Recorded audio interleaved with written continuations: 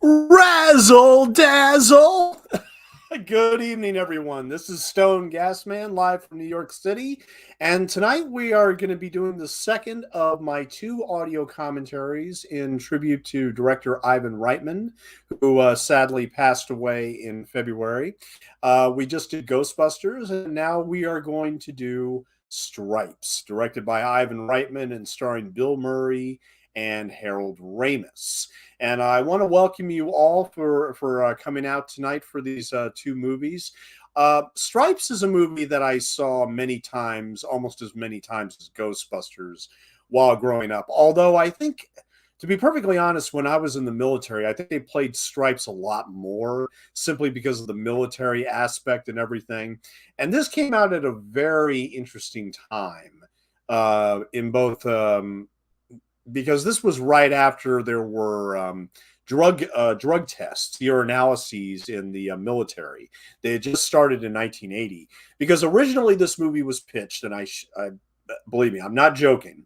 This movie Stripes was originally pitched as Cheech and Chong join the army, and so it started out as a Cheech and Chong script. And despite the fact that Cheech and Chong, they were under contract to Columbia Pictures because of movies they did like Nice Dreams and Things Are Tough All Over. But for whatever reason, Cheech and Chong in the Army just didn't happen. So they remodified the script. They gave it to a couple of other writers. And they brought on board the director and star of Meatballs, the summer camp comedy from 1979, which of course would be Ivan Reitman and Bill Murray. And they also brought on board Harold Ramis, who had just directed Caddyshack and wrote Animal House. So, at any rate, I think we will go ahead and get started here. With Stripes, I am paused at the Columbia Pictures logo, and we will start at the count of 3, 2, 1, and play.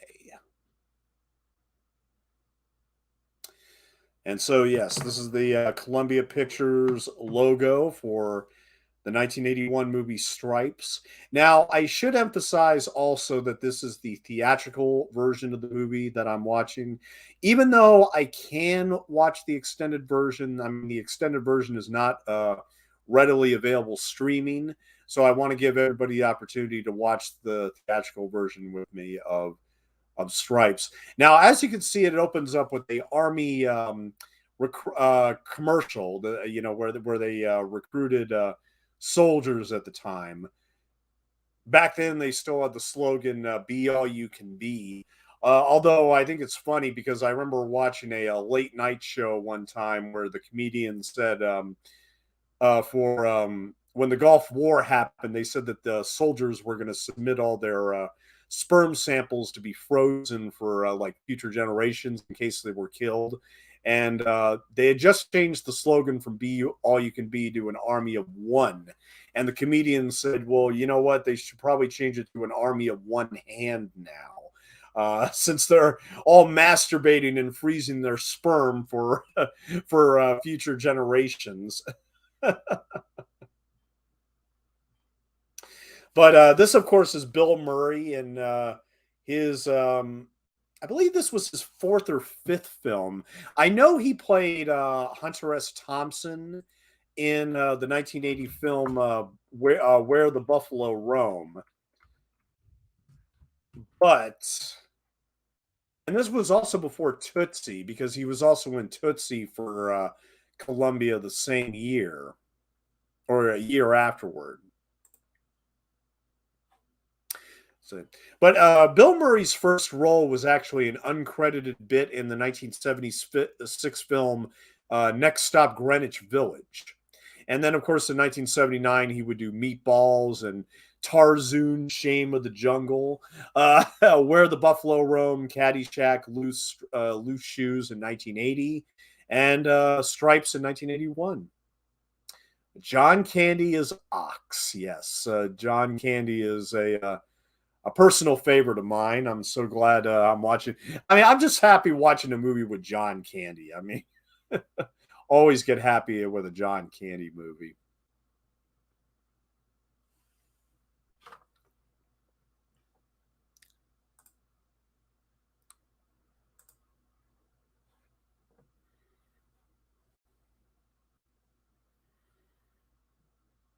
And music by Elmer Bernstein, who, of course, just did Ghostbusters. But like I said, he had won an Oscar for Thoroughly Modern Millie, and he had already won many awards. He was already a veteran at this point. James H. Spencer, the production designer. And this, of course, is Harold Ramis himself, actually acting in the movie. He wasn't in Caddyshack, but he directed it. And he also directed National Lampoon's Vacation, which is another personal favorite. So, but Harold Ramis has one of the most impressive career paths of anybody in the business, to be perfectly honest. I mean, you start out with Animal House, and then you end up with Ghostbusters. That's and every film in between, either it made money or it's like a cult film now. I mean, everything Harold Ramis touched was pretty much gold at this point. Son of a bitch, shit. little, a little, maybe a little bit politically incorrect nowadays, but I mean, this is one of those early 1980s comedies that can be a little racy with the dialogue, a little racy with the jokes. But I mean, this is an R-rated movie. I mean, this is. I mean, look, Abbott and Costello made Buck Privates in 1941, and that's essentially what this movie is. Just it has a more 1980s aesthetic, and of course, Bill Murray is, of course, in total Bill Murray mode here, especially after Caddyshack. Take a few action photos of you while I drive. Now, of course, the idea behind Stripes is that Bill Murray plays John Winger, who's this, this cab driver who doesn't really give a shit. He's very lethargic and everything, but he says he loves people. And so in the same day, he loses his job, or rather, I mean, he throws his car keys in the water. So I mean, he doesn't so much lose the job as he just throws it away. But he loses his job and his girlfriend and his apartment, even though we never hear about the apartment, and his car, all in one day. So his job, his car, his girlfriend, his apartment, they're all gone. So what is a guy like Bill Murray going to do? Well, he's going to join the army. Yes, indeed. I mean, as far as military comedies are concerned, I mean, I think this is actually one of the better ones. It does lose steam in the third act. I mean, that's Stripes' biggest problem, is that after the whole graduation sequence for boot camp, I mean, the whole third act in Europe it's a bit too silly and ridiculous for its own good by that point. But for the most part, there's still plenty of laughs all the way through, up until the graduation sequence. And to be honest, I'm not sure what city this is supposed to be. I don't want to assume it's New York. I don't think it is.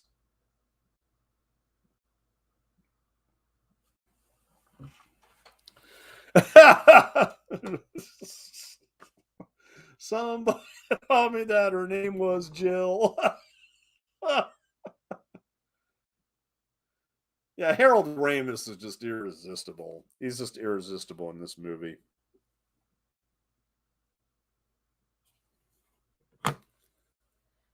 Oh, Louisville, Kentucky. Oh, I never would have guessed. I never would have guessed this was Louisville, Kentucky. Not in a million years.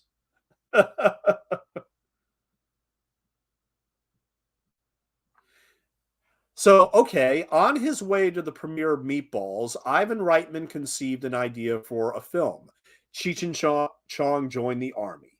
Meatballs and Stripes are basically Animal House goes to camp and Animal House goes to the army. So this could have been National Lampoon's, army with Cheech and Chong. I mean, for all it could be. I mean, somebody thought of the idea, oh yeah, we have to do an army comedy. And both the movies even include an inspirational speech in the third act based on Bluto's classic scene from Animal House. Here again, very true. Reitman produced Animal House. He pitched Stripes to Paramount Pictures, and they greenlit the film that day. Len Bloom and Dan Goldberg wrote the screenplay in Toronto and read it to Reitman, who was in Los Angeles, over the phone. The director, in turn, would give the writers notes. Cheech and Chong's manager thought the script was very funny. However, the comedy duo wanted complete creative control. Reitman then suggested to Goldberg that they change the two main characters to one suited for Bill Murray and Harold Ramis, figuring that it could interest Ramis and let him tailor the script for the two of them, and he can convince Murray to do that. Yeah. With Cheech and Chong, Tommy Chong wanted to direct all the movies and basically, that's what I'm saying, have complete creative control. And they were like, well, we can't really do that. See, that's the weird thing about Cheech and Chong, is that I love Up in Smoke. I think Up in Smoke is one of the funniest movies ever written. But I don't care for Cheech and Chong's other movies. I really don't. I don't care for Still Smoking. I don't care for Next Movie or Nice Dreams or Things Are Tough All Over. I mean, if anything, I think their next best film after Up in Smoke is probably the Martin Scorsese film After Hours, and we barely see or hear from them in that, to be perfectly honest.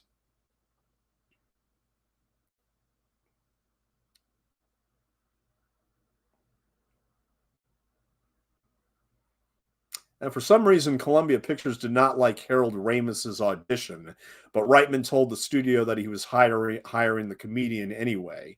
And evidently, Ivan Reitman was a huge fan of Westerns, and that's why they brought in Warren Oates, someone who was strong in everyone's film's Misfit Platoon. Judge Reinhold said that during filming, Oates would tell stories about working on films like The Wild Bunch, and they would be enthralled. Reitman wanted to, quote, a little bit of weight in the center, and added the argument between Hulka and Winger. It was not played for laughs and allowed Murray to do a serious scene, something he had not done before. During filming one of the obstacle courses scenes, Reitman told the actors to grab Oates and drag him into the mud without telling the veteran actor about to see what would happen to get a genuine reaction. Oates' front tooth got chipped in the process, and he yelled at Reitman for what he did. Well, there you go. And as we just noticed in this scene with Bill Murray's girlfriend, is that there's a little bit of casual nudity there. Like I said, this movie earns its R rating. It proudly earns its R rating and has it like a stamp of winner here, Javon, or whatever you'd like to. You know. Talk about massive potential for growth. I am the little acorn that becomes the oak. I mean, this was Bill Murray. This wasn't his first starring role, but it was, I mean, Stripes made like, I think 90 million at the box office. It was a huge hit. And this was really when Ivan Reitman's and Bill Murray's careers exploded. This was really when, you know, they were in the major leagues now with this hit comedy called Stripes.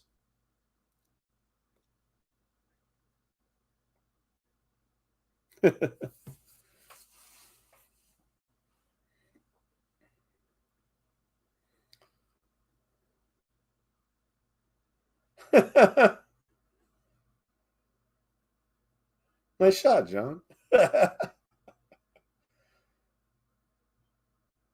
So, okay, now interestingly enough, a year before Stripes came out, there was another Army comedy that had hit theaters and was a tremendous hit, and that would be Private Benjamin, the movie with Goldie Hawn and Armand Assante and Eileen Brennan. And with that movie, that was a bit more serious in its tone. It was still a comedy, but it was also a character study about identity, and it had a bit more serious themes to it than Stripes did, which was all basically, you know, goofy, raunchy comedy, and very male centric in that regard. While Private Benjamin was essentially a bit more feminist in how it presented a story of a Jewish American princess who joined the army after her husband had a heart attack, her second husband. And for the first time in her life, she actually gets a sense of direction. But the Army and the Pentagon did not support the making of Private Benjamin for Warner Brothers. Uh, they didn't support it, and the reason is because of oddly enough, here again, like I said, Stripes was originally pitched as Cheech and Chong joined the Army, uh, but Private Benjamin actually had an entire sequence where there was an old-fashioned ladies' pot party. Um, Sort of in the same vein as in '95 with Jane Fonda and Dolly Parton and Lily Tomlin.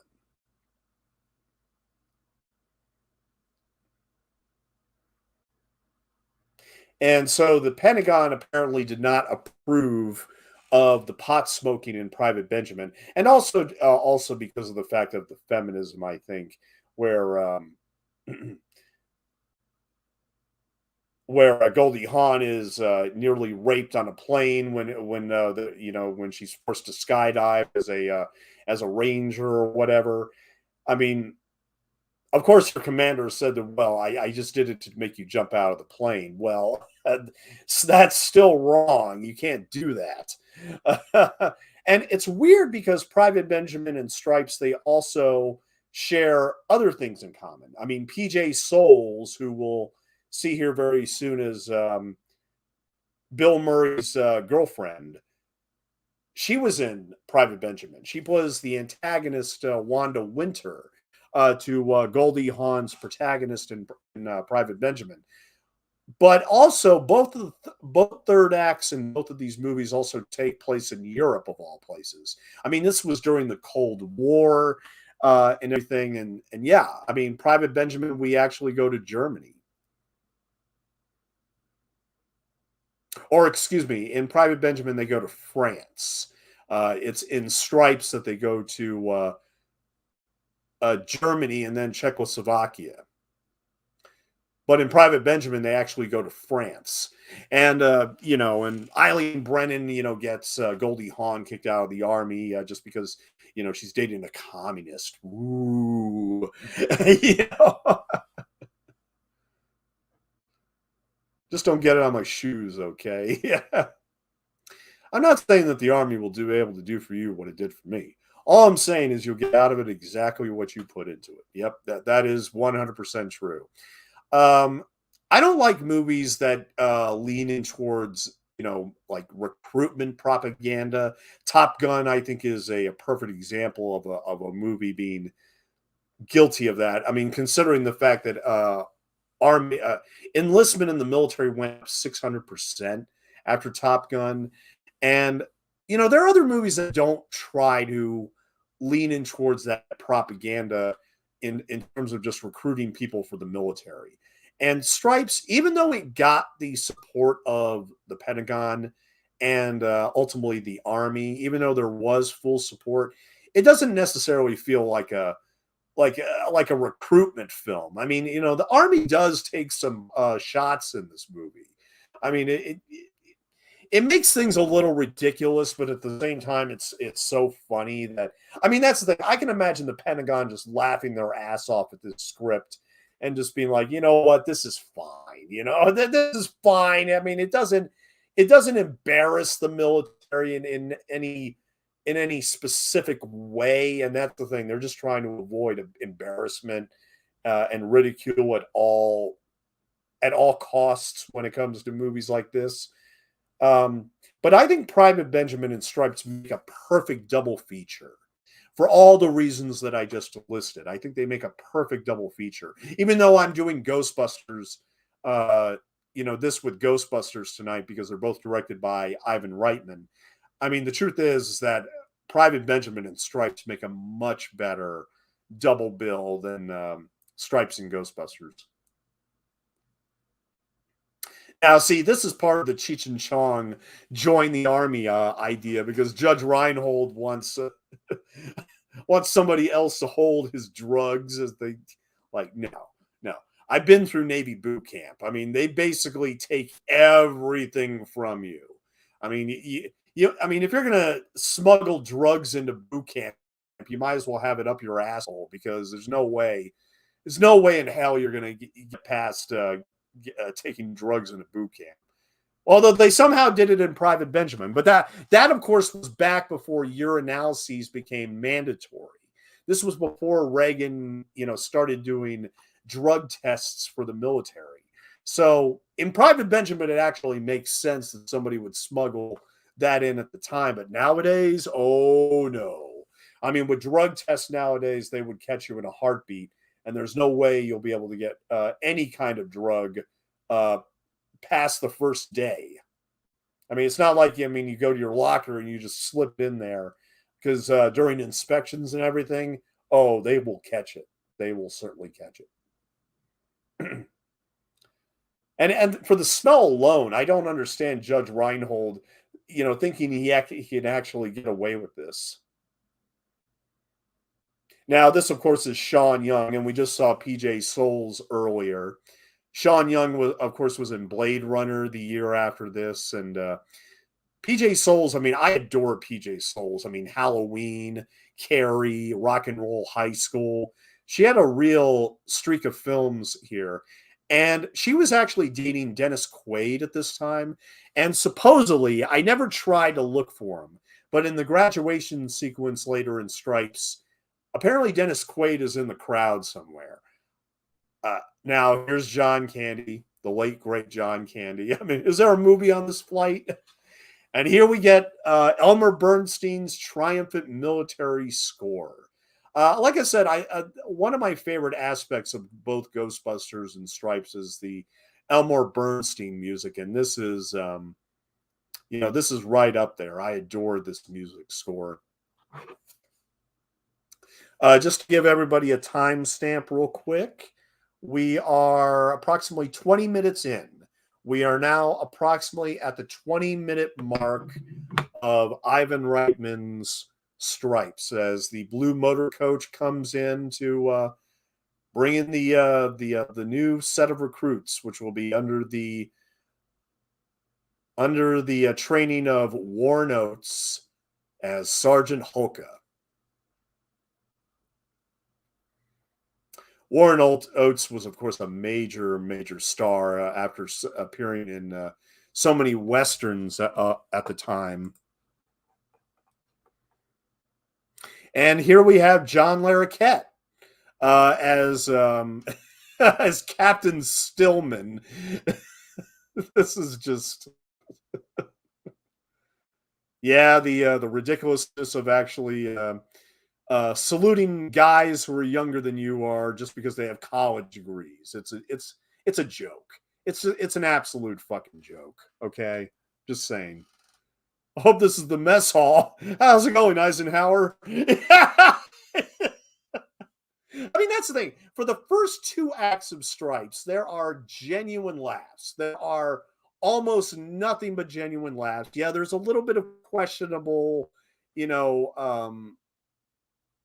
sexual humor that's a little racy nowadays, but otherwise genuine laughs for the first two acts. And then it goes to Germany, and it kind of dies at that point. But hey, there's still enough laughs where I can watch this movie and get my comedy, get the comedy that I want. I'm your drill sergeant. Now, this is of course all very, very similar to what instructors would say. I mean, I went to Navy boot camp, which is not, I mean, it's pretty much the same thing, except we're at sea while Army is, land based and everything. But all these words ring true. I mean, this is pretty much exactly what they would say, the very first day when you arrive for basic training. Uncle Holka? I mean, Bill Murray can play a smartass. He knows how to play a smartass so well, and that's why he's ultimately the star of this movie. Yeah, our protagonist is a smartass, ladies and gentlemen. Because I'm going to teach you how to eat, sleep, Walk, talk, shoot, shit like a United States soldier. Yeah.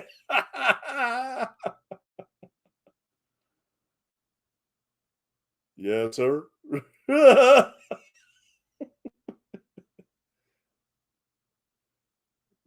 Yes, sir. Yeah, you don't call enlisted uh military personnel sir. That's reserved for officers. Here again, just because they have a college degree.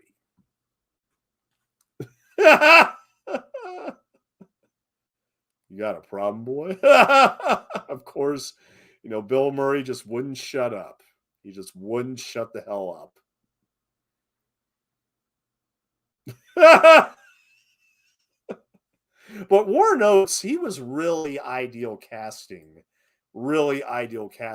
as Sergeant Hulka here. And what's very sad is that this was one of his last movies. I mean, he passed away on April 3rd, 1982, only months after Stripes came out. It's amazing. This was basically one of his last performances, if not his last performance. Yeah, yeah, he was in The Border with Jack Nicholson a year after this, and then posthumously he was in Blue Thunder with Roy Scheider, as well as Tough Enough. So this was actually his fourth to last movie. Um, but he had been in Ride the High Country and Yellowstone Kelly, The Rise and Fall of Legs Diamond, Mail Order Bride, Major Dundee. In The Heat of the Night, he played Sam Wood in The Heat of the Night, which won Best Picture. But of course, he's most famous for Lyle Gorch in The Wild Bunch in 1969. Yeah, and Bring Me the Head of Alfredo Garcia, and Race with the Devil in 1975, 92 in the Shade. And he was also in 1941, the Steven Spielberg comedy with John Belushi.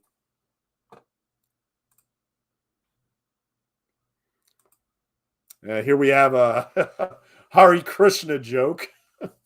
Hari Krishna, Krishna Krishna. Harold Ramis, he does have some moments in this movie which are gloriously funny. 42? 37? I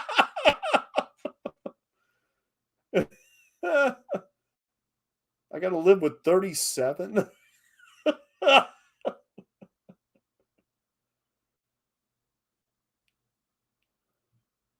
And of course, Hulk is like, oh, whatever, dude. Just get back in line, will you?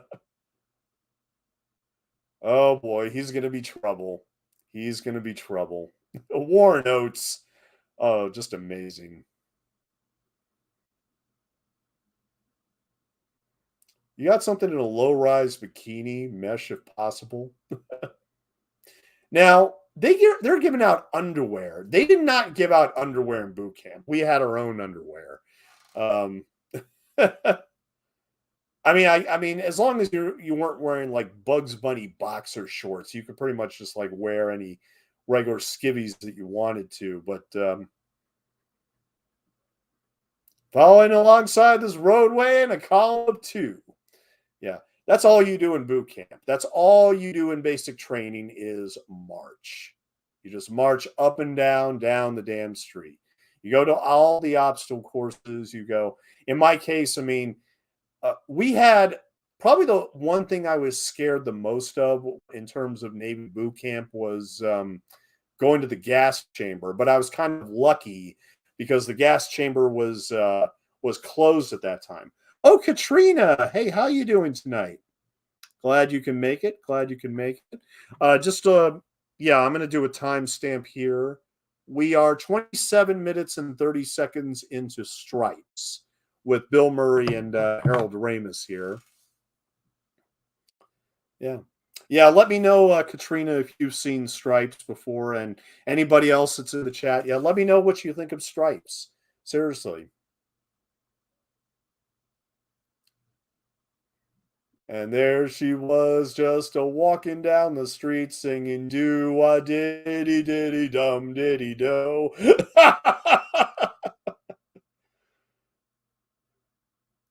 Now, of course, our military chants while we were marching were uh,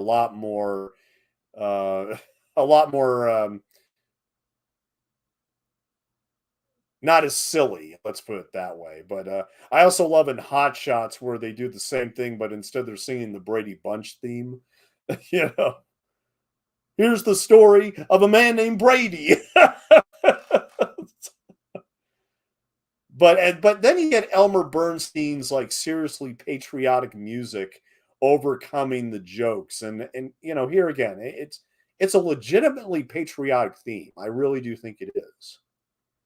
Howard J. Turkstra. I'm from Kansas City, and my hobbies are fast cars and fast women. That's why my guys in my car club call me the Cruiser. John Candy. No, they should have called him the Dork.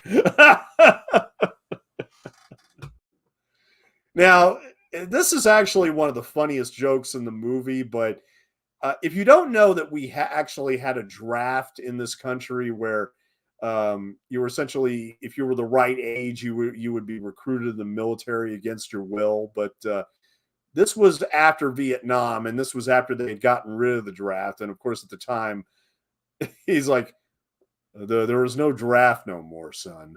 Oh, there was one? And now Francis Sawyer. Now, I believe that Bill Murray recommended that he had a small role in Quick Change years later. But otherwise, he hasn't done a lot of movies, but he is certainly funny in this movie. I don't like nobody touching my stuff. Just keep your meat hooks off. He's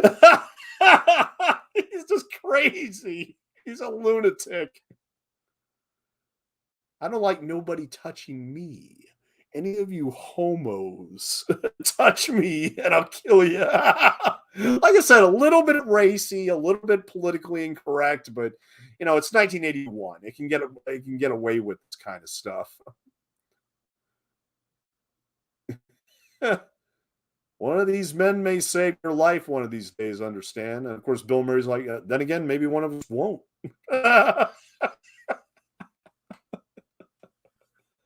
Classic stuff. And John Candy as Dewey Oxburger, but his friends call him Ox. Yeah. John Candy, like a lot of these guys, was Canadian. And so he had started out in these low budget Canadian comedies. He was also in A Strange Brew in 1983 with Rick Moranis.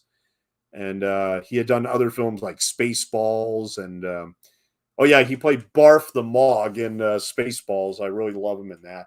My favorite John Candy performance will always be in Planes, Trains, and Automobiles, where he played opposite Steve Martin, who was for once playing the straight man. Steve Martin actually plays the straight man opposite John Candy in Planes, Trains, and Automobiles. And of course, he just joined the army because he wanted to lose weight.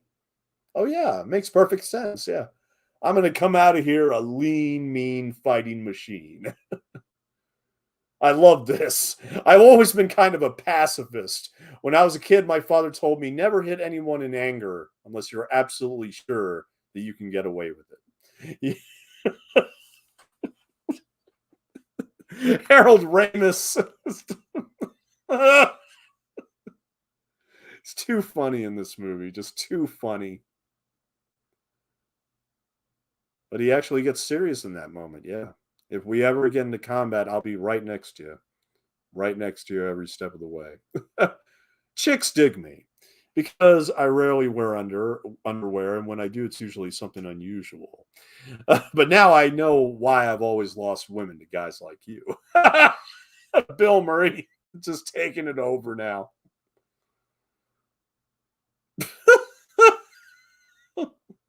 Comedy is all about reaction. I mean, Ivan Reitman definitely understands one of the number one rule of comedy is that it's all about the reaction, which of course then leads to the audience reaction. I want to party with you, cowboy. Just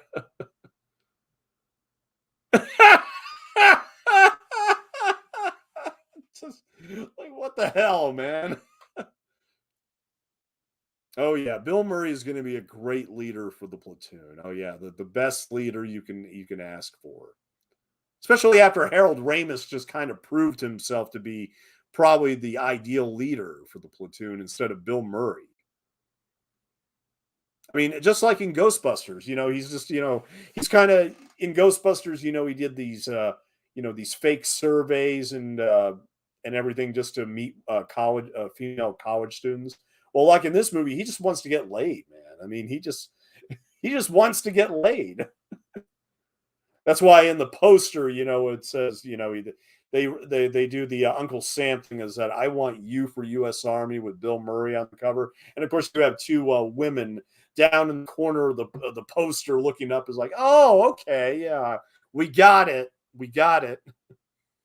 So you better hit them bunks, my little babies, or Sergeant Hulka with the big toe is going to see how far he can stick it up your ass.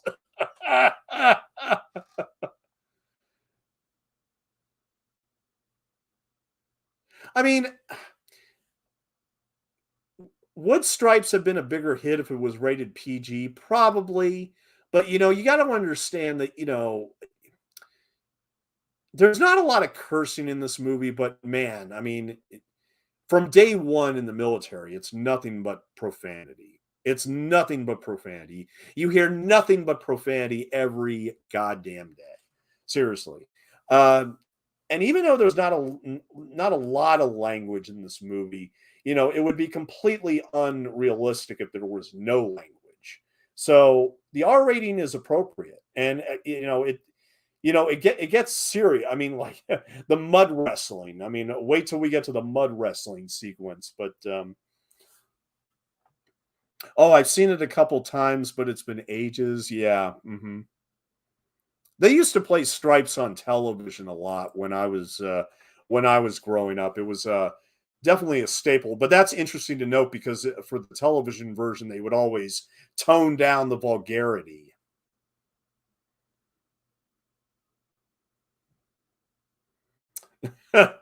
John Larroquette was, of course, in Night Court for about 8 years. I think 8, 9 seasons of Night Court, where he won back-to-back Emmys for I think 3 or 4 years straight. I think he won like the Emmy for like 4 years in a row, and then he finally told him, "Okay, no, I don't need any more Emmys. Give them to somebody else." He was kind of magnanimous that way. I just started the Tenth Kingdom, which has John Larroquette as a father in that movie, and he's noticeably aged in that compared to this. He's actually really young here. What a fine bunch of men. Yeah. I mean, John Larroquette is such a drip in this movie that you can clearly see, I mean, how he was perfect for Night Court for all those years. Really.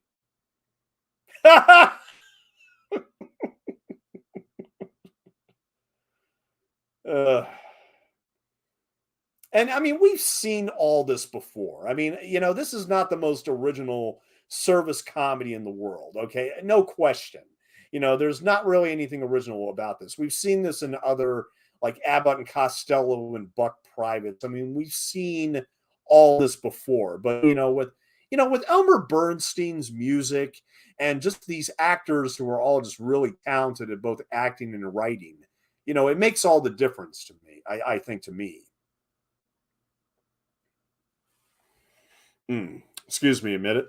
I'll take a little drink here as we get this montage of all the recruits doing these boot camp exercises.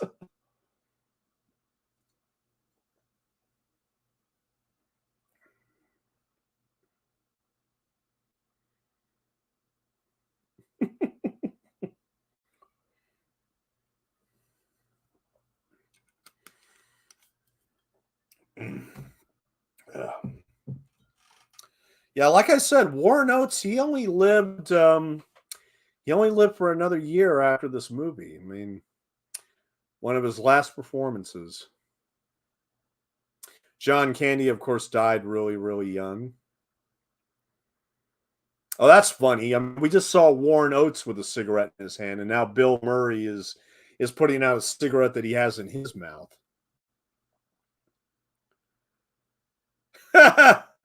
Now, every time I watch this movie, I got to confess that I've looked around and I've never been able to notice where he is. But according to the credits, Bill Paxton, of all people, appears this film, and he's just billed as Soldier. That's it. He's just billed as Soldier.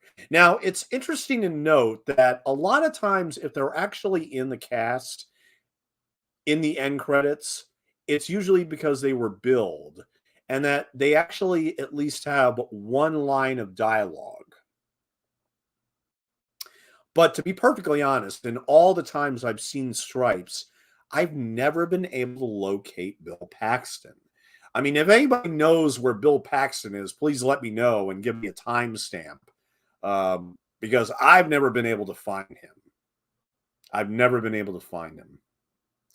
All right, now this is another very questionable scene. I mean, here again, this is the director of Ghostbusters here, but yeah, John Larroquette is actually looking through a telescope at the female recruit's shower room. Now, I mean, this scene is very, very uncomfortable on so many levels, and especially when you realize that, look, I'm just going to come out and say it, but I mean, I hate to say this, in the middle of a mostly hilarious comedy, but let's be honest here. The military has been covering up a rape culture for decades, ever since the 1940s. In fact, I mean, there was a documentary called The Invisible War, which came out about 10 years ago, which was nominated for an Academy Award, which showcased the military's darkest secret, which has been covering up a rape culture. And as a result, there's even a condition that many suffer from called military sexual trauma. And that scene very uncomfortably brings up that reality. So it may be realistic, and yet at the same time, it's still very, very uncomfortable. I mean, particularly for a comedy like this. But here again, the Pentagon gave full approval. I mean, I think that speaks volumes right there. Is that the Pentagon gave full approval, including that scene, because they always have to approve final draft of the script.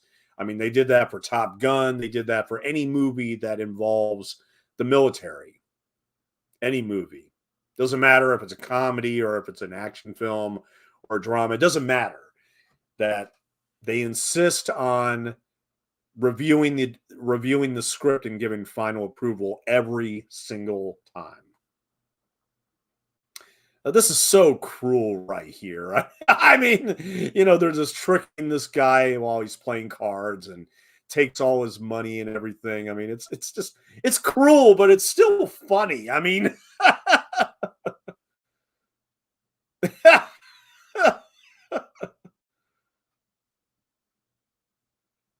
Ten Hut. It's come to my attention that several members of the 3rd Platoon Bravo Company left this military post without permission.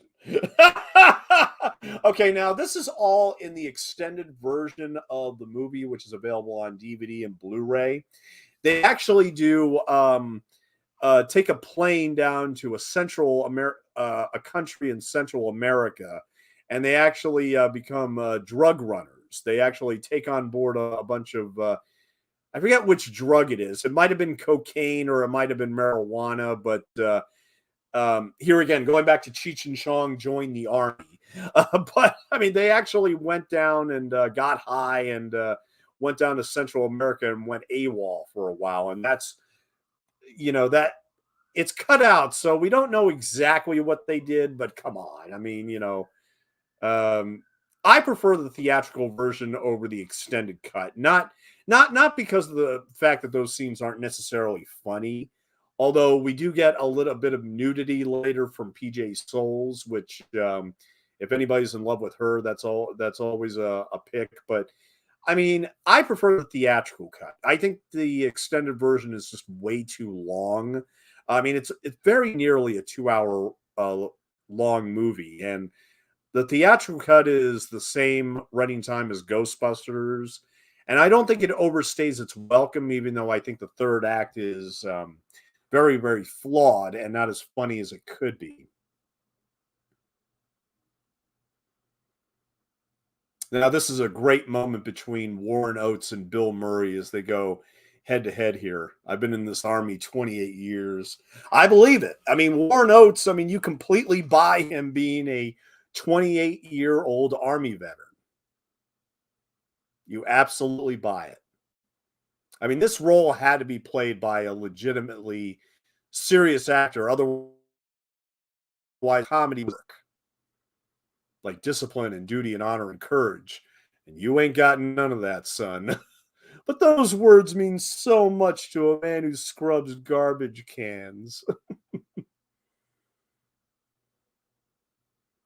Yeah, I did all that in the boot camp myself. I mean, we scrubbed everything with a toothbrush.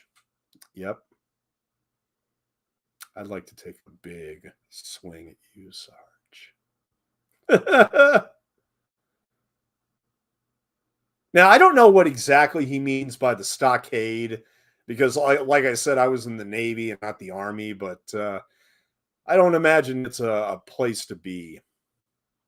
Well, what they used to do to actually discipline people who were screwing up in Navy boot camp, they used to wake them up at 2 a.m. and make them do push-ups for 3 hours.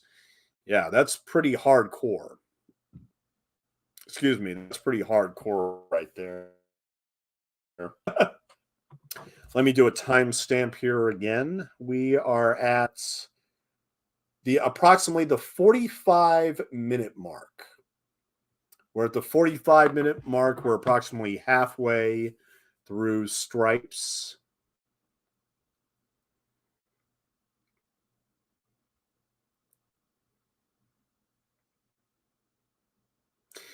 Stripes, from a critic's perspective, it got very mixed reviews. I mean, I remember Leonard Maltin complaining on Entertainment Tonight that he didn't understand why this film had made millions at the box office, even though it had, according to him, it only had some laughs in it. Look, comedy is all subjective. It's completely all subjective. Stripes made a lot of people laugh, but I can see some people not really finding it funny or not finding enough of it funny. And here again, it does suffer in that third act, and yet at the same time, I do think that the all the basic training stuff is great. I do honestly think it is mostly great. And thus it makes it worth watching. And thus, I mean, especially if you're a Bill Murray fan or a Harold Ramis fan, I mean, this is almost essential.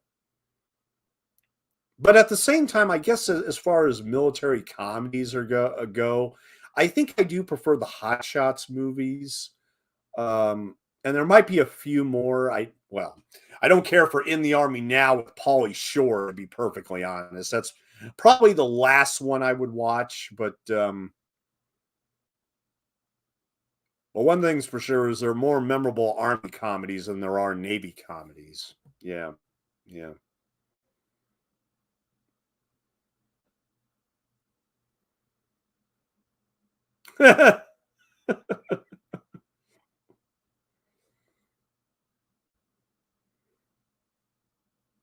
Yeah, Bill Murray and Harold Ramis, they really do work together here together. It's just such a shame. I mean, like what happened?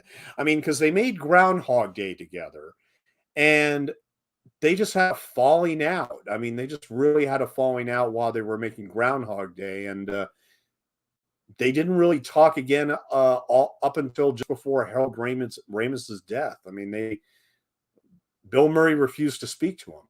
And it was actually even Bill Murray's brother, Brian Doyle Murray, who was in Ghostbusters 2, believe it or not. he actually went to him and said, "No, look, this is you can't do this anymore. Okay, I mean, you better talk to Harold Ramis before he dies."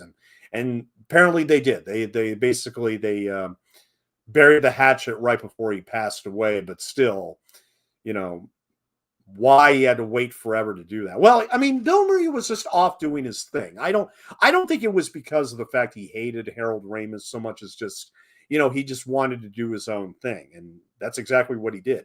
I mean, you got to remember that Bill Murray has not had he's not had an agent in 25 years. In fact, I mean, if people want to get in touch with him for a movie role, I mean, he has a 1-800 number, believe it or not. And actually, I think that kind of brings up what I mean, because was this whole controversy recently about the production of a movie being shut down because Bill Murray made a joke that this actress from a bunch of Nickelodeon shows or whatever, didn't really particularly like, and so she whined on Instagram about it, and so now Hollywood is canceling Bill Murray. Like, give me a break. I mean, Bill Murray is a comedy legend, and as far as we know, he hasn't done anything seriously damaging in terms of any behind the scenes issues or anything like that. I mean, not like Dustin Hoffman or somebody. I mean, he's been relatively unscathed, and that's why I would love to know what exactly the joke he made on the production of that movie that caused this entire production to shut down. I have no idea, but now he's being currently canceled by Hollywood, and it's just ridiculous. I don't understand why Bill Murray is just now being squashed by the media just because he made probably some harmless, stupid joke. A cigar is a cigar and a joke is just a joke. I mean, Chris Rock, he made a G.I. Jane joke. He did not make a joke making fun of Jada Pinkett's condition. Now, okay, this is Timothy Busfield, who had many, many other films later. That I always try. Where is Bill Paxton in this movie? I look around at all the other faces of these soldiers looking for Bill Paxton because he's somewhere, but I don't know exactly where he is. I mean, somebody's got to know exactly where he is. And he's got to have at least one line of dialogue. Otherwise, he wouldn't have been credited. So where is Bill Paxton in this movie? It's a really good question. Hey, Jamie, how you doing? I'm so happy you could come out tonight. Just to let you know, we're watching Stripes, obviously, and currently at the 51-minute mark. We're currently at the 51-minute mark, which is when the mud wrestling starts, to be perfectly honest. Yes, we're about to have a mud wrestling scene with John Candy, which may be what Stripes is best known for, aside from the graduation sequence. Sir, does that mean we're done for today?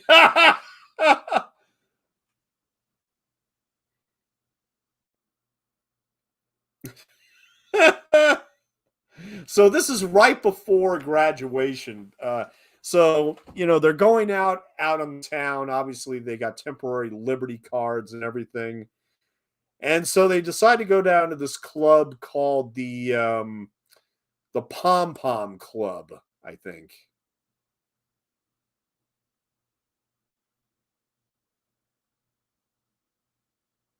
And yes, there are mud wrestlers. This is the infamous mud wrestling sequence of Stripes. Here again from the director of Ghostbusters.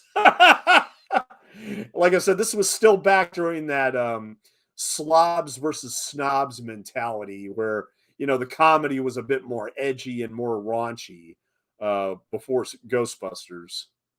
And I like the songs that play over this sequence too. Oh, amazing.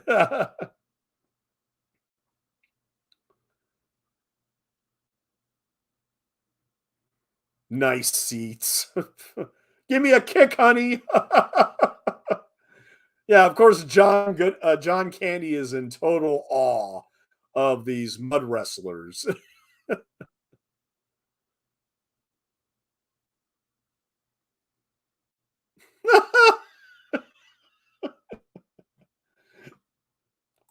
I love this movie. That's a fact, Jack. Yes.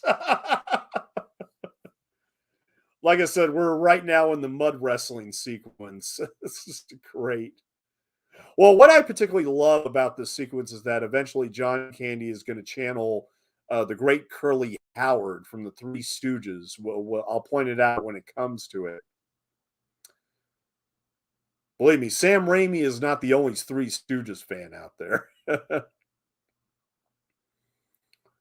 But these are girls. They're weak and they're soft. Oh no! Like I said, I can't see a movie with this dialogue now. I just today in this day and age, I can't see a movie being written like this anymore. I mean, here again, like 16 Candles and Revenge of the Nerds, it's one of those movies that gets a little too racy at times, but that's kind of what separates it from other from comedies of today. I mean, I think I recently saw what was it, Girls Trip, and I just thought it was just trying too hard. I mean, all those women are talented to a degree, but I just thought they were trying way too hard. To be raunchy and to be shocking and everything. And there was another movie, I think, what was it called?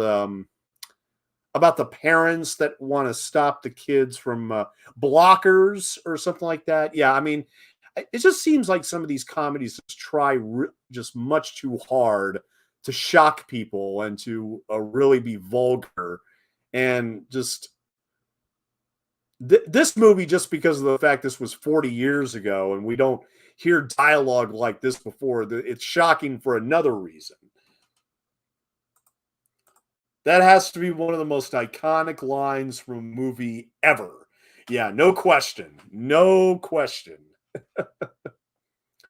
Although I slightly prefer Razzle Dazzle. Oh, John Candy mud wrestling. See, this is what life is all about right here. He just kicks her in the ass. And now one of them is biting his ass. Yeah. Oh no.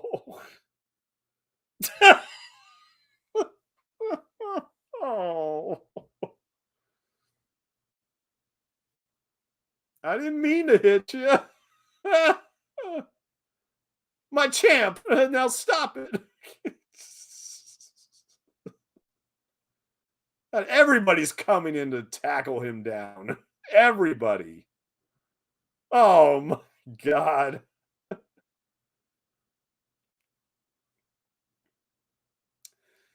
Uh I bet John Candy was over the moon when he got cast in this part. I think he was just over the moon. Oh yeah, this mud wrestling sequence. I'm gonna give it my all, baby. And of course, Bill Murray just splashes water in his face and gives him a cigarette. It's just it's all ridiculous. I don't want to go back. You're already dirty. Come on. Now here he does the Curly Howard, slapping the head and doing the circle around. That's all Curly Howard from the Three Stooges, the legendary Curly Howard, who also died very very young, like Chris Farley. They were all overweight. You know,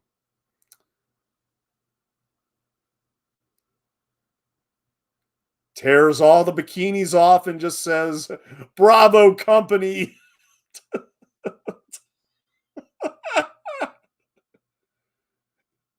See, I mean, this movie is playful, but I wouldn't call it, you know, overly vulgar or disgusting. It's playful in its vulgarity, not disgusting or anything.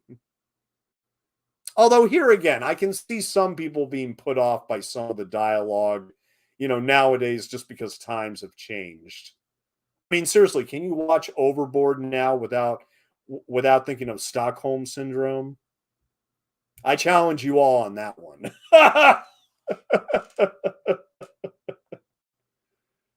uh, they're just arresting the mud wrestlers. God.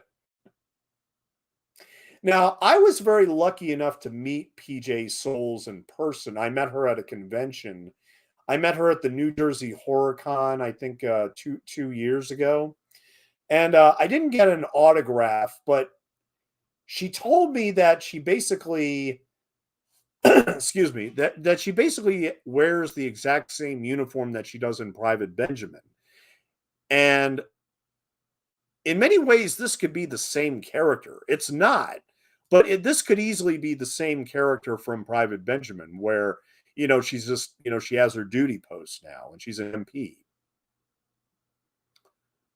But it goes along with, I think this is why this is a perfect selection to do as a double feature with Private Benjamin. Yeah, I've always wanted Judge Reinhold's sweatshirt right here, Death Before Disco. Yeah, I've always wanted that. Now, in the extended cut, I think there was a lot more. I mean, in the extended cut, there basically is the scenes are basically stretched out a bit more.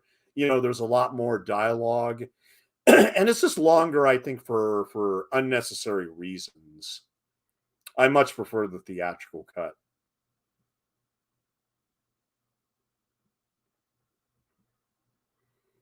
They're going to have to repeat the entire course of basic training. Oh, man.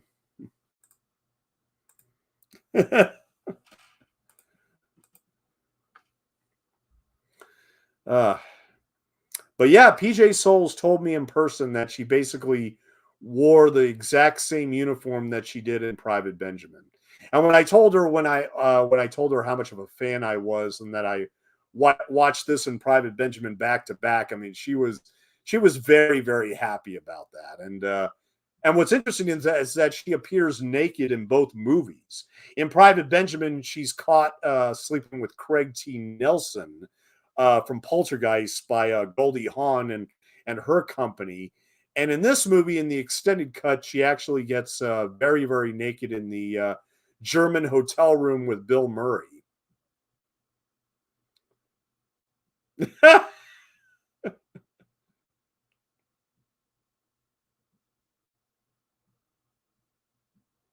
General Barnicki's gone until tomorrow morning. Well, how convenient. How convenient. I have the movie on now. It's still very playful, as you say, and I'm crediting that to Candy and Murray. Exactly. Exactly. I agree 200% with you, Katrina. Uh, interested with the carrot. Oh, and this is now here's something else that dates the movie where he says he's going to give her the Aunt Jemima treatment. Well, as we all know, Aunt Jemima has I'm not going to say it was the right thing or the wrong thing, but look, I mean, they did retire the character, and look, I understand the reasoning behind it. I don't. I was never high up on Aunt Jemima brand stuff. But yeah, Aunt Jemima no longer exists for reasons because of the racial stereotypes. So I mean, here again, that's another thing that dates this movie is giving somebody the Aunt Jemima treatment is not that PC anymore. Although this is still very cute. What is he doing with that ice cream scooper? I like Bill Murray and PJ Souls in this movie together. They're really cute together. They're really cute. Yeah.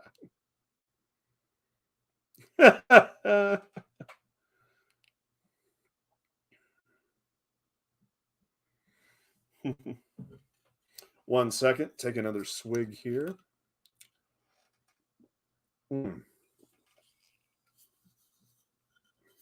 I'm enjoying this Trader Joe's French Market sparkling lemonade right there. Mm.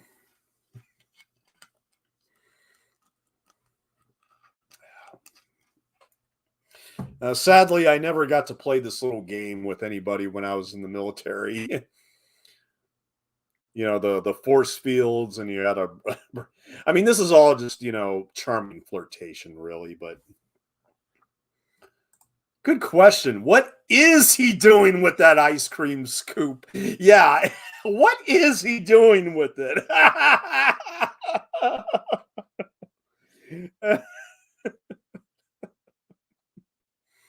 We'll just leave that to the imagination. We'll definitely leave that to the imagination.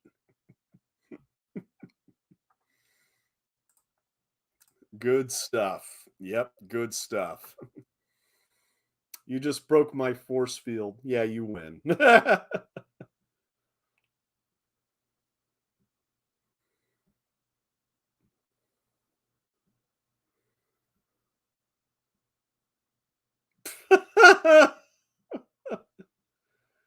It's all over now. We might as well not even show up to graduation. You white guys will probably get 5 years, but we gonna get hung. Yeah, man. Oh God. I mean, would this really play well today with today's audiences? I mean, if you were going to take like a bunch of look, the military still loves stripes. They still love stripes, and here again, there are those iffy moments. There are those iffy comedy moments, but hey, I mean, uh, it's the early 1980s. What are you going to do? It is what it is. I mean, 9 to 5, I mean, was really the first film to address, like sexual harassment and everything. And, that was a huge, huge, huge hit.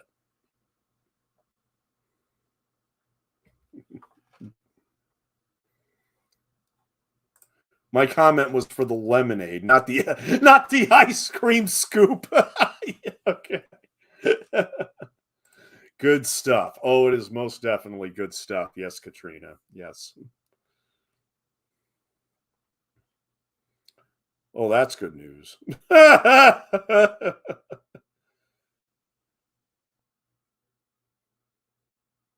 There's no way in hell we can do it. No. So they have to finally do this final presentation for boot camp. For my boot camp basic training for my graduation, we just had to stand at attention for 5 hours. That's all we had to do. I mean, they told us 1,000 times, whatever you do, don't lock your knees. You're going to be locking your knees eventually. It doesn't matter. You're going to have to lock your knees from time to time during that massive wait during graduation. Yeah, we didn't do anything like this, but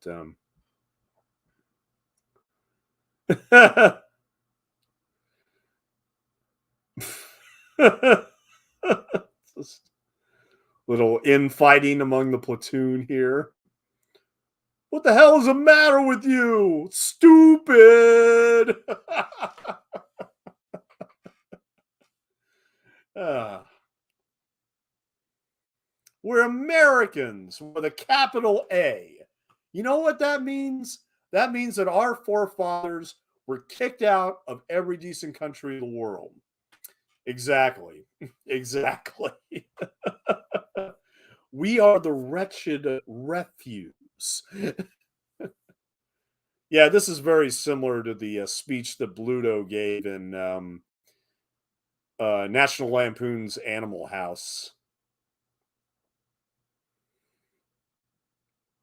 And I love this little tribute to Old Yeller right here, the classic Disney film from 1957. Let me go ahead and announce right now I'm doing a very unusual commentary pick next week. I will be doing The Shaggy Dog, the 1959 film starring Frederick Murray and Annette Funicello and Tommy Kirk. I'll be doing that next Thursday night. I will be doing The Shaggy Dog. And I have a reason for picking that one. It was another one I saw a billion times as a kid. So at any rate, next Thursday at 9 p.m. Eastern, I will be doing The Shaggy Dog, and hope you can make it for that. And it is on Disney Plus. If you wanna stream it, it's on Disney Plus, and you can also rent it for $3 at Amazon Prime. But I'll be watching it on DVD. Yeah. Whether Captain Stillman wants to have us hung.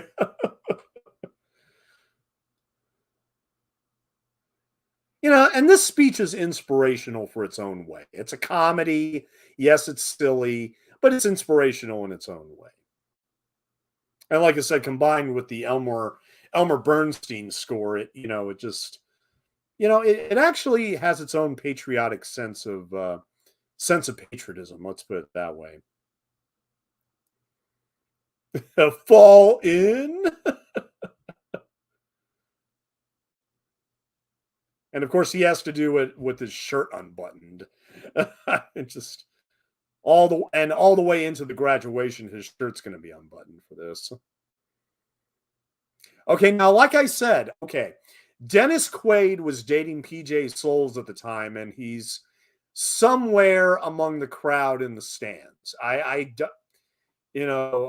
challenge anybody to look for Dennis Quaid in the audience, but I'm not going to do it.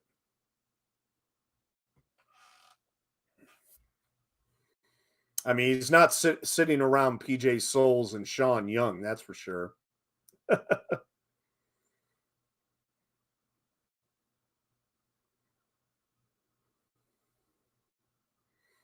Yeah, for a while, Dennis Quaid dated PJ Souls, and then he made Jaws 3D and started dating Leah Thompson. Yeah.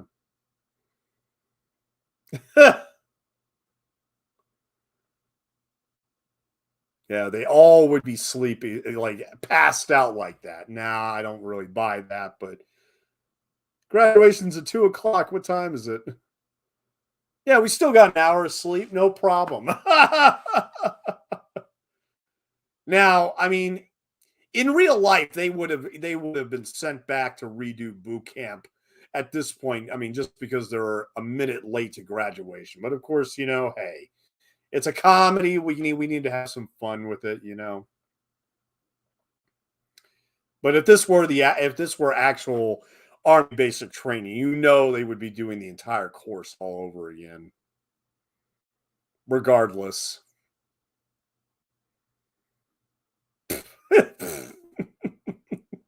This graduation sequence is still funny together, funny after all these years. It's still hilarious.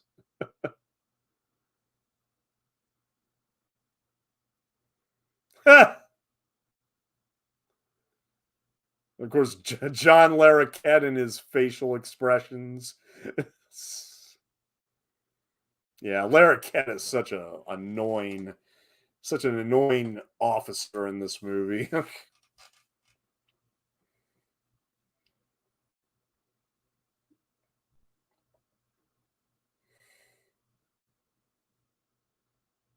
And here they come. Here they come. Let's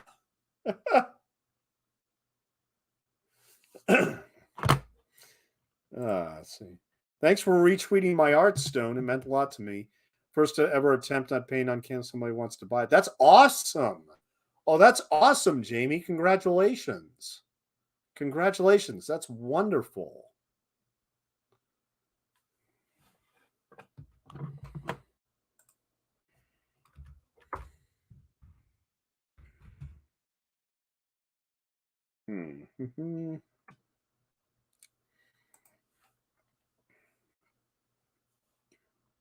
So on Stripes, there were actually three screenwriters. There was Harold Ramis, of course, but there was also Len Bloom and Dan Goldberg. Okay. Len Bloom, of course, co-wrote Meatballs with Dan Goldberg and Harold Ramis in 1979. But they also did Heavy Metal in 1981, Space Hunter: Adventures in the Forbidden Zone, Feds, and he later wrote Beethoven's Second, Private Parts, the Howard Stern movie, Over the Hedge, and his last movie was Carmine Street Guitars in 2018. But he's a Canadian screenwriter and he's still writing. And Dan Goldberg, who was his partner for a while, he actually started out with exploitation movies like Cannibal Girls, which was, I believe, Ivan Reitman's first movie, if I'm not mistaken. Actually, it wasn't. Actually, Ivan Reitman's first movie was Foxy Lady back in 1971. Um, First film appearance of Eugene Levy and Andrea Martin. Well, I've never seen that, to be honest. But then he went and did Cannibal Girls and then Meatballs and then Stripes. Now, after Ghostbusters, after Ghostbusters, Ivan Reitman would eventually direct a series of hot and cold comedies, which, I mean, Legal Eagles with Deborah Winger and Robert Redford. I was never a huge fan of that. Uh, but he also did Twins with Arnold Schwarzenegger and Danny DeVito, which is pretty funny. And Kindergarten Cop with Schwarzenegger. Dave, the political comedy with Kevin Kline, which came out in the 90s, which is actually pretty good. Junior, Arnold Schwarzenegger. He made 3 movies with Arnold Schwarzenegger. And Schwarzenegger also had a cameo in Dave as well. That's the Fat Jack. Yeah, there's the famous classic line right there. That's the fact. Yeah, I want these go-getters working on my EM50 project in Italy. It's party time, Italian style. Even though they're going to Germany, but I mean, it's just. Oh no, Fort Milano, Italy. Okay, fine. I mean, but I mean, they actually go to 3 European countries in this third act. They go to Italy, Germany, and Czechoslovakia. That's right. The women get stationed in Czechoslovakia, not the men. My fault. And then finally, Ivan Reitman also directed 6 Days, 7 Nights with Harrison Ford and Anne Heche. It's okay. It's okay. I mean, I didn't love Evolution, which is the movie he made in 2001. My Super Ex Girlfriend, I never saw that. No Strings Attached, which is the movie with Natalie Portman and Ashton Kutcher. I never saw that either. And his very last film was Draft Day, directed by Kevin Costner in 2014. I never saw that either, to be honest. Yeah, I mean, there's some Ivan Reitman movies I have not seen, and then those are definitely a few of them. Draft Day, No Strings Attached, My Super Ex Girlfriend, and 6 Days, 7 Nights. Oh, and he also directed Father's Day with Robin Williams and Billy Crystal. I didn't laugh much when I saw that movie in the theater. The only thing I remember is Mel Gibson. He actually has a cameo in it where he has like over 100 piercings on his face.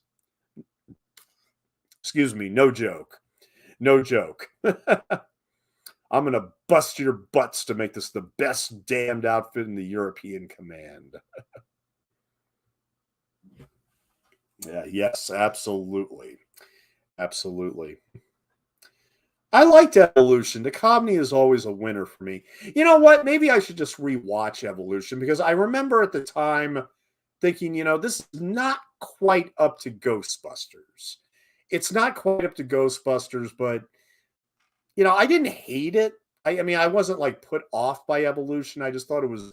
I think I found it more weird than anything else. There are certain movies where I don't find that funny, and yet I find them just weird enough to be interesting. And I think Evolution was one of those movies. Mm.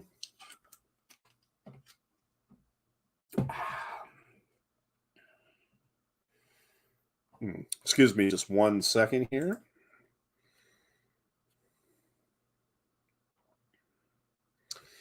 Yeah, so the EM50 project is really a Winnebago. Essentially, that's the joke. It's a Winnebago. Urban assault vehicle, technical manual. Yeah. You have no idea what this thing can do.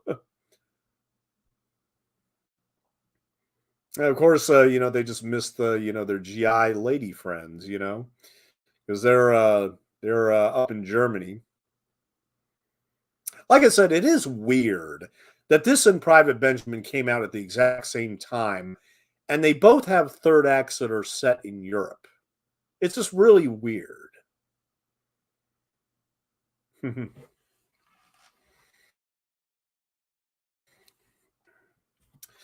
Let's see.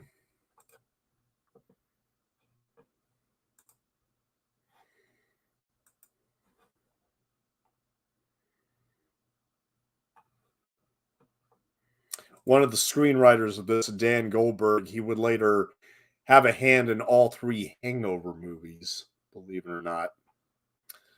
Let's see. Also,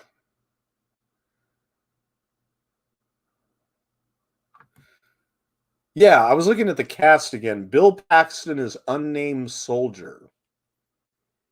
Like I said, I haven't been able to pick him out. I just haven't been able to pick him out yet. Oh, John Larroquette. He just wants to entertain a blonde here. Yeah, this is very similar to like Bill Murray trying to get the blonde at the beginning of Ghostbusters. Just using whatever tools they have at their disposal to try to impress them. Not unless they torture me. Oh. Yeah. I love that. I just whatever. Yeah. Here's your salute, damn it.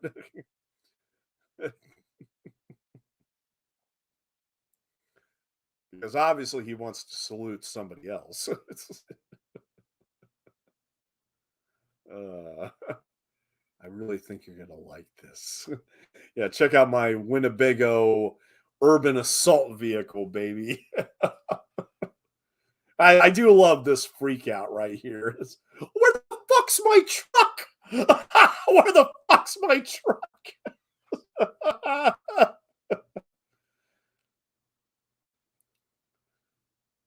Those guys just had to compromise this. They had to compromise this date.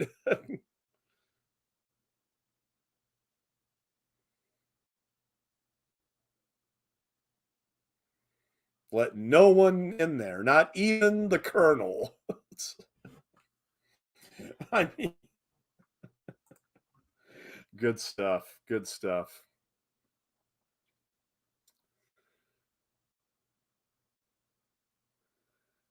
I love it. I love the civilian clothes they wear for this little operation here. Sir, if you'll take my advice, there's a crack squad in the 42nd that could link up with the air recon. We'd have that EM-50 back in 24 hours. And so here, yeah, here again, that the officer has to be the fool, not listening to the experienced sergeant. It makes no sense to me. It makes no sense. But of course, that's part of the joke when it comes to officers. All I know is that I finally get to kill somebody. Yeah. Yeah, that was his whole goal from the very beginning was to kill people. Uh, so yeah, they finally arrived in Germany where they're going to have some fun with PJ Souls and Sean Young. And as I said, in the extended version, there's a lot more sexual stuff going on in the German hotel room between Bill Murray and PJ Souls, which, here again, if you want the extended cut, it's on DVD and Blu-ray. I mean, I still prefer the theatrical cut. I think it's the brevity of the theatrical cut that I prefer, you know.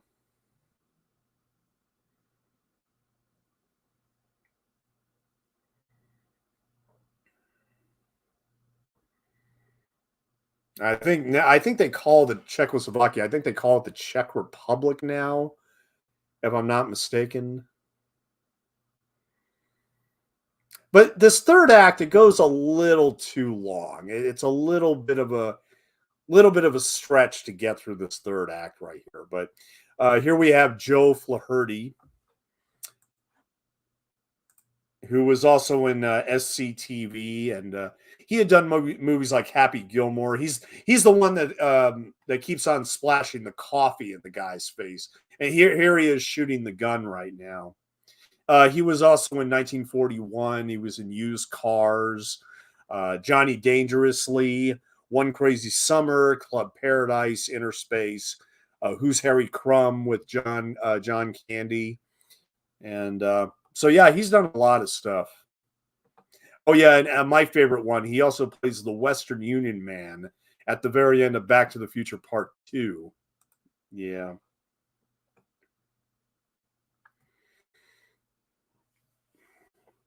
And we haven't talked about Judge Reinhold. I mean, he has a small part in this movie, and of course, he would have bigger parts later in Beverly Hills Cop and what is it? Ruthless People. There's Judge Reinhold next to John Candy there on the left.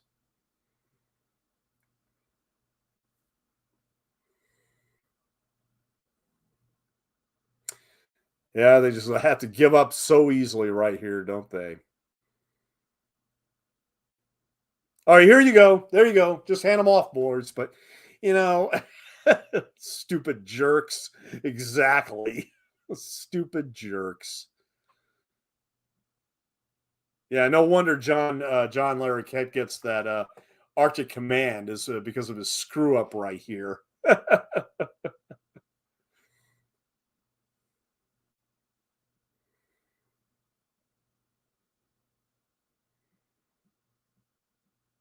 But I think my favorite Ivan Reitman movie is without a doubt Ghostbusters. I think uh, I think that's the one where he enjoyed his biggest success, and for good reason. But I do enjoy Stripes, and I do enjoy Twins and Kindergarten Cop too. I mean, and Dave. He made whole comedies, but I think Ghostbusters, was without a doubt the zenith of his career. But like I said, we just lost Ivan Reitman this year in February at the age of I think he was 75, if I'm not mistaken. Yeah, 75 years old. This is interesting. He was actually born in Czechoslovakia. Yeah, a Czechoslovak born Canadian film and television actor. Well, knowing that now, it makes this ending all the more a little bit more enjoyable, I think. It's like because he's essentially making his home country the bad guys.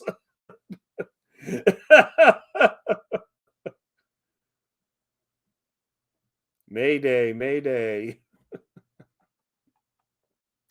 Ivan Reitman was born in the predominantly ethnic Hungarian town of Komano, Ram in Hungarian, Czechoslovakia on October 27th, 1946.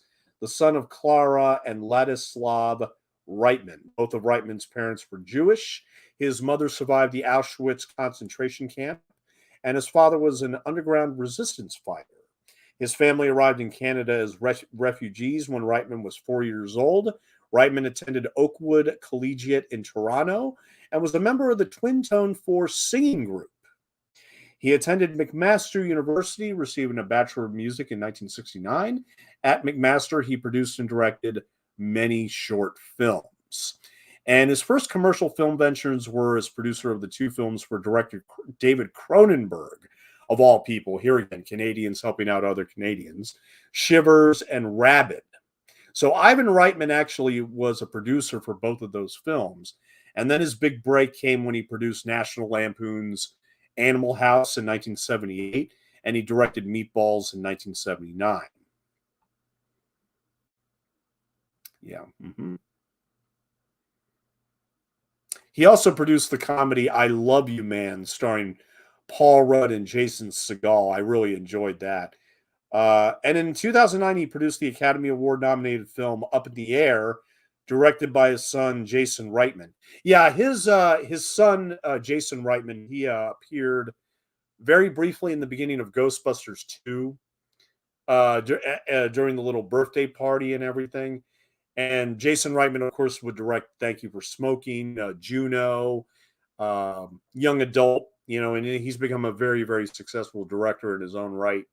And of course, he ultimately directed Afterlife. I'm John Winger of the United States Army, and you are my prisoner. Chicago, bang, bang. uh, I do love this bit right here. It's like, I have a plan. Oh, great. Custer had a plan too.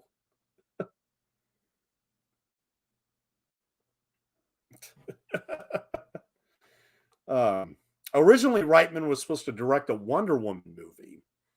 Yeah, that was long before the Gal Gadot film was made. And in March 2012, it was reported that a sequel of Twins entitled Triplets was in the works and that Reitman would co produce the film. Deadline reported in September 2021 that Reitman would direct and produce Triplets, and that shooting was scheduled to begin in January of 2022. But sadly, he died before that could happen. And it was also there was also said here that he was supposed to produce a animated series called Ghostbusters Ecto Force.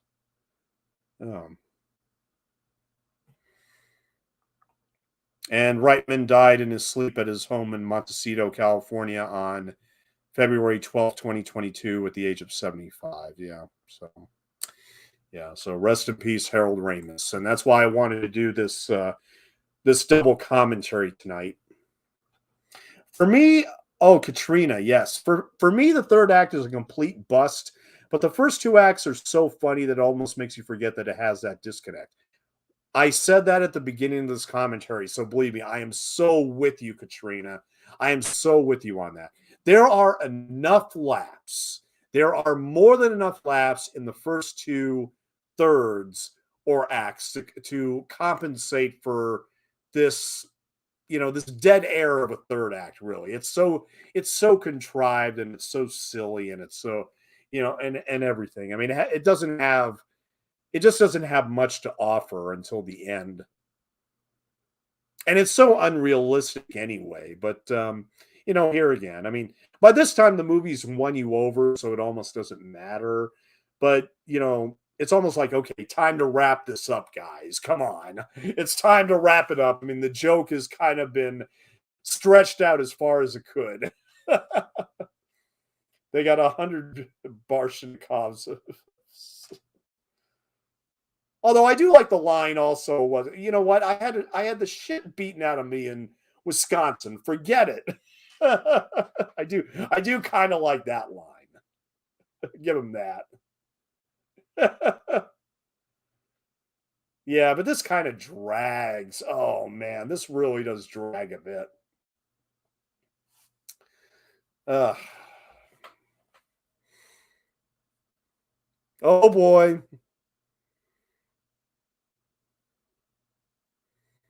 Yeah, of course it has to look like a video game on the console.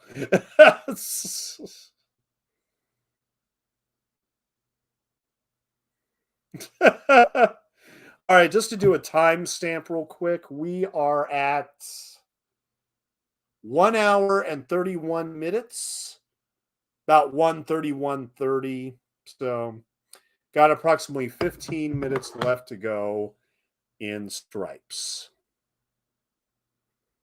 Like I said, this is the theatrical version.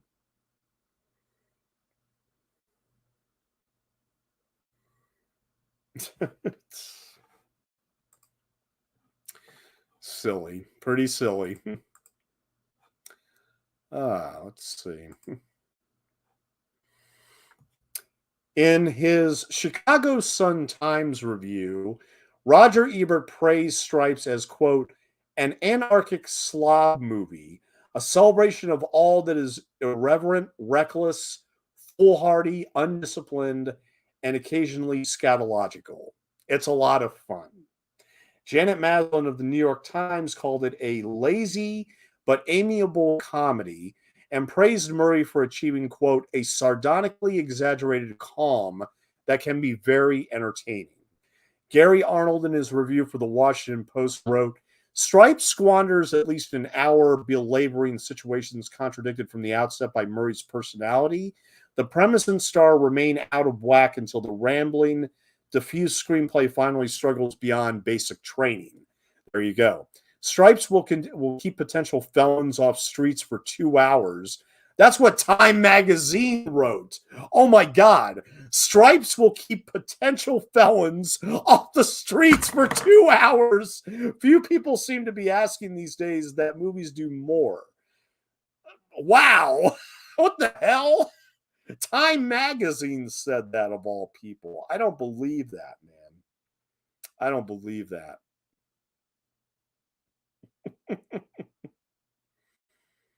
And for the 40th anniversary of the film's release, Stripes was reopened in theaters on August 29th to September 2nd of 2021. A special introduction from Bill Murray and Ivan Reitman. Yeah, I decided to pass on that. I just didn't think that as much as I like Stripes, I don't need to see it in the theaters. I don't need to see it on the big screen, to be perfectly honest. Time Magazine was harsh. Yeah, exactly. Like, what the hell was that? I mean, come on. I don't know where that came from. I don't know where that came from. All right, stand back from the door. I'm going to blow it.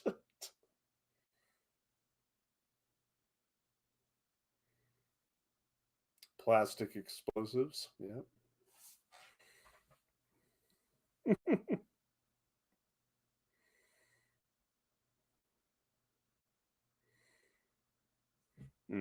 I will be right back.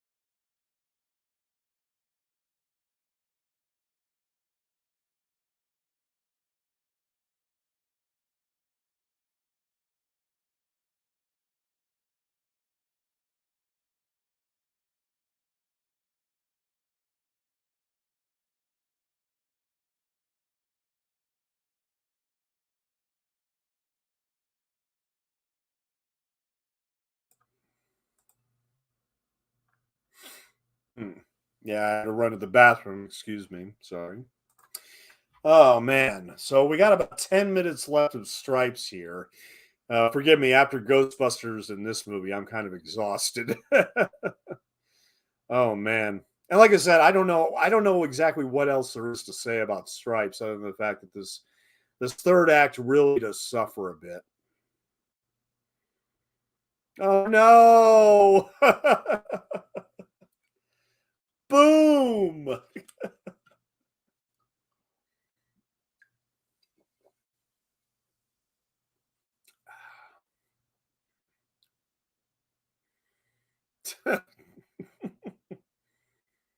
We had a car waiting. Yeah, right. Well, and even though the third act does suffer, I do like the last sequence in the movie. I do like the last sequence in the movie, which I think has enough jokes in it to it leaves you with a smile on your face. Let's put it that way. I mean, it's a happy ending. They all survive, whatever. But like I mean, when I did a review for Stripes on Twitter, a lot of people were like, "Yeah, you can turn it off after basic training. You're not missing much. You're just not missing much in this final third act." Oh no! And I'm just wondering if they could have trimmed this even more, where it could have been, or maybe they could have just ended at basic training would be enough. But I guess they felt the need to put him in a real world, war situation, just to have this big third act when all they had to do was basically like accomplish some mission somewhere. Maybe work together as a unit and everything.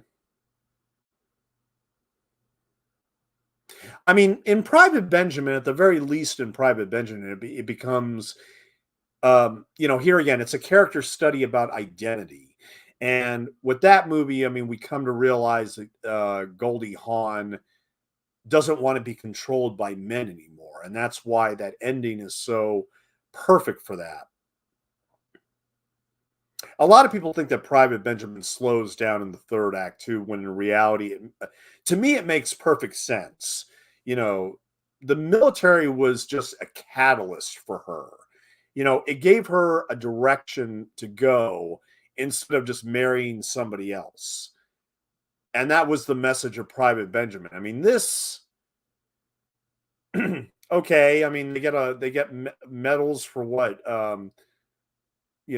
Going into another country and becoming hostages and then saving themselves. I mean, what? I mean, they actually get medals for meritorious service at the end of it. Like I said, the army gave full approval of the script, so I don't know. I mean, this is a little too silly right here. I'm getting too old for this shit. And another coffee to the face. Gentlemen, we are in Germany.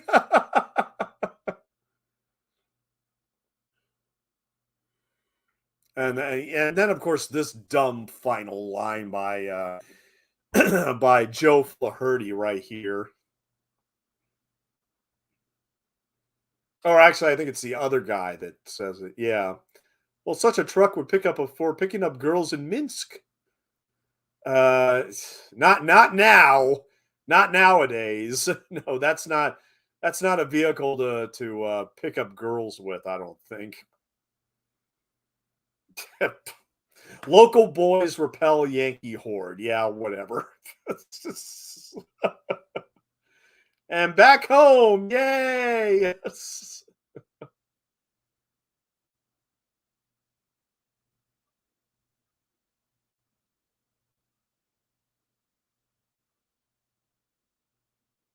I mean, the best thing about this ending is, of course, Elmer Bernstein's music. I mean, I could listen to this score all day and all night. I mean, it's a wonderful patriotic score. It's a wonderful patriotic score, definitely.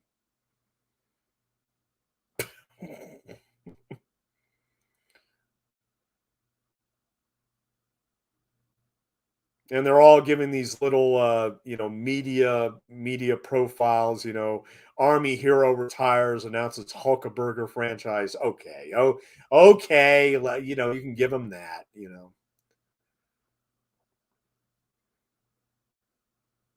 The penthouse spread on America's fighting women. Yeah, I guess I think it implies that John Winger actually took pictures of her in the hotel room, which is a little creepy, but whatever. Just this is my favorite probably. Ziski rates the Russians. They're pussies. The Russians are pussies, man. Well, that resonates nowadays, doesn't it?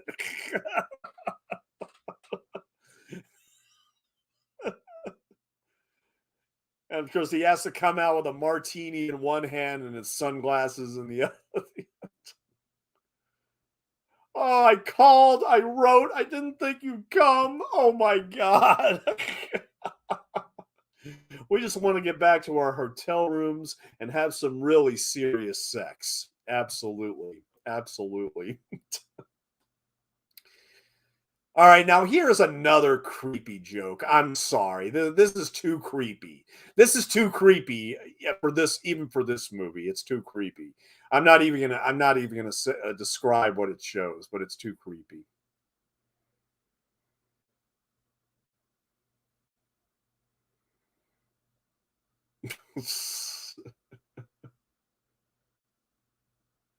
And finally, the shot of Bill Murray on the cover of News World. That's pretty much what they did for the poster too.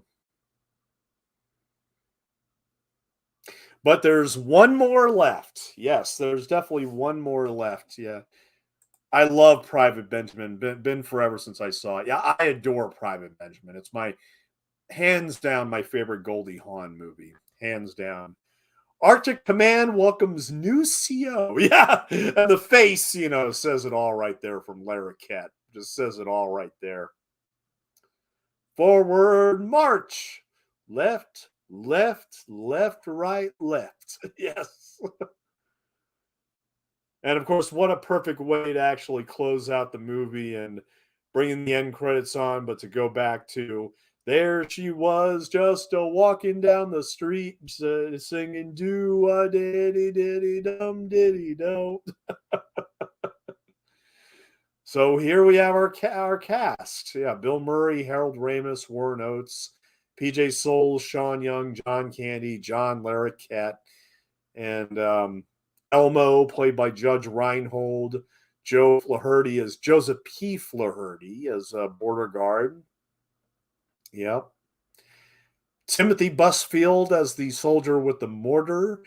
And as you can see, we also had Bill Paxton as a soldier.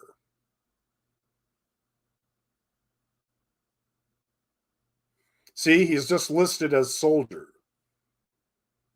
Where he was, like I said, I've been unable to find him. I've just been unable to find him in this movie. But yeah. And I always listen to the music over the end credits just because I love Elmer Bernstein's score that much. I tend to listen to the score even while the credits are playing. But anyway, that's Stripes for you. I'm so glad that you were all able to come out and join me for this and Ghostbusters earlier. Tomorrow night at 9 p.m. on my channel, I will be doing another double audio commentary. This one in tribute of director Peter Bogdanovich. We are going to be doing What's Up, Doc, a 50th anniversary commentary for What's Up, Doc, starring Ryan O'Neal and Barbara Streisand. And then after that, I will be doing a commentary for Peter Bogdanovich's directorial debut, which is called Targets, starring Boris Karloff. So that'll be tomorrow night. What's Up, Doc, and Targets starting at 9 p.m. Eastern Time. And yes, I will be making a announcement on Twitter here right after I'm done with this commentary here. Special thanks to the James P. Beam Distilling Company. Rubber Band Man, performed by the Spinners. Yes, indeed. So anyway, so thank you so much for joining me tonight. So as I said, tomorrow night, we'll be doing What's Up, Doc, and Targets. And then next Thursday, May 12th, I will be doing a commentary on the Shaggy Dog, the 1959 Walt Disney comedy. So at any rate, Jamie and Katrina, thank you so much. You ladies have a wonderful, wonderful evening. And I'll see you all again very soon. You all have a good night.